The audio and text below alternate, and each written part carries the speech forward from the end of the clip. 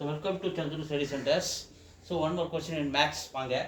Root x multiply root 1681 is equal to 2296.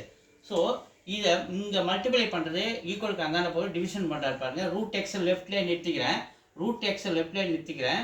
2296 by இங்கே multiply பண்ணுறது இங்கே வரும்போது ரூட் 1681 1281 இருக்குதுங்க. இப்போ நம்ம இது ரூட் எடுப்போம். ஸோ 1281 ஸ்கொயர் ரூட் எப்படி எடுக்கிறதுன்னு கவனிங்க. இந்த ரெண்டு ரெண்டாக பிரிச்சுக்கோ. 16 வர ஸ்கொயர் என்னது 4 4 4 4 16 வந்து போச்சா? அப்போ 16. ஸோ 0. இந்த 81 அப்படியே இறக்குறேன். இந்த 4 2ஆல் மல்டிபிள் பண்ணுங்க. 4 2s are 8.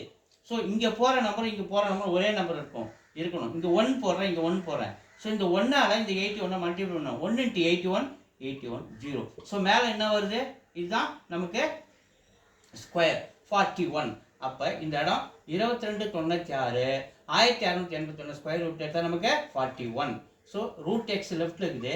இது 41 ஆச்சுன்னா நமக்கு 56 டைம்ஸு. ஸோ ரெண்டு பக்கமும் ஸ்கொயர் ரூட் எடுங்க.